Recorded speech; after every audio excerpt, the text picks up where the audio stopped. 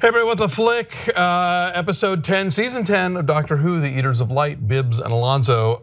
You were just saying that this is now 2 episodes in a row that you think were kind of the same and not in a good way. Yeah, you know, Doctor Who has certain stock episodes and that it comes back to over and over again, and for good reason. They typically work. You go back to a fun time period and you solve like a mystery from the ages, or you know, you just go to a time period and all of a sudden there's an alien there and you don't know why, and it's going to tie in some kind of fun way.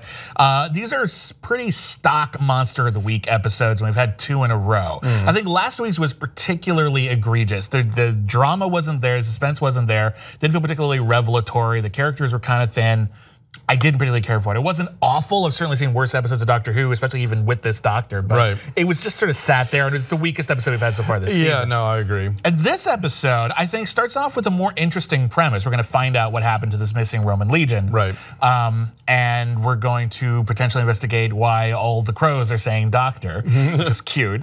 But ultimately, what it boils down to is there's a monster. The doctor's going to have to get 2 sides to agree to fight it, and then they do. There's some nuances there. There's some good scene work and some good moments.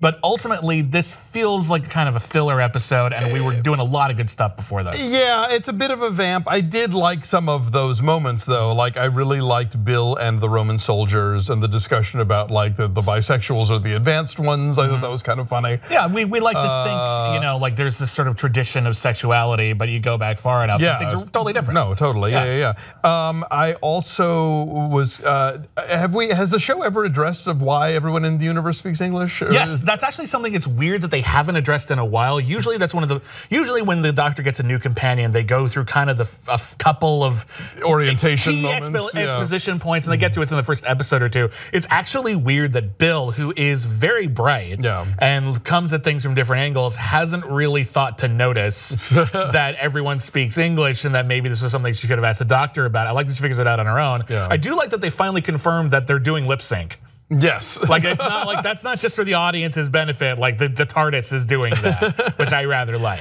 But that's called the gift of the TARDIS. You can everyone understands you and you can understand everybody. Gotcha. Now my other question though is, are we to understand that the doctor has been a woman in previous iterations?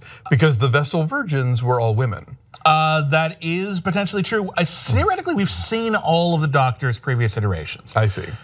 We've had like scenes where people like go through pictures of every iteration of the Doctor. We did find out there was one generation that we missed that was the Doctor's Secret Shame. It was played by John Hurt. That was a really cool bit, but I don't think there are too many more because each Time Lord has a certain set number of regenerations. The Doctor had his reset, but before then they were very clear, there's this many. So I don't think so, but as we've established many times with the Master and indeed other Time Lords, there is no particular reason why a Time Lord has to stay the same gender over and over again. And really this is just the Doctor flip a coin in the air and 13 times hit the same hit heads. I mean, it just struck me as kind of a goofy gag of like, and I had to go to Wikipedia. Right? I said, wait, are the Vestal Virgins women? Oh, they are indeed. So like, I don't know what that's implying. Maybe it's a History of the World Part 1 reference. Exactly. Yeah, I don't know if it's just like a wacky drag joke. I didn't know. I don't know. Maybe I missed an episode of the original series, or this is the original series, but you know what I mean. Maybe I missed an old episode where they explain that.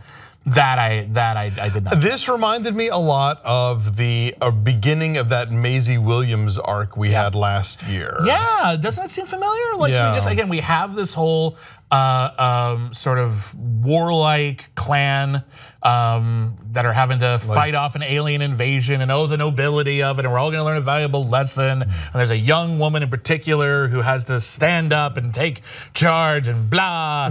And again, we did it last season, and we've done this sort of thing before. It just can't have the impact without something else. And I appreciated the sort of reversal, the timeline got changed. But what wasn't clear to me as I was watching the episode, if you're gonna do a bit about how the timeline gets altered, you have to make it clear where the switch happened. Why did it go differently this time than it did last time when presumably the Doctor was in there and the crows were saying the Doctor's name?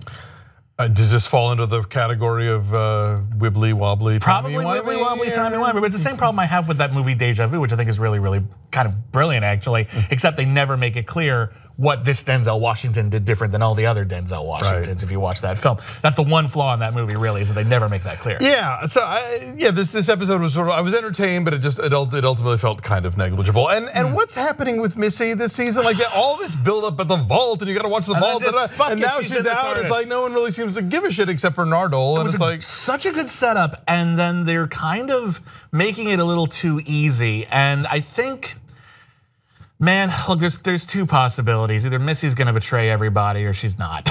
That's basically it. Yes, I think that's a safe bet. And I honestly, if she is gonna betray everybody, it's gonna be such a foregone conclusion that I don't see how it's gonna be terribly exciting.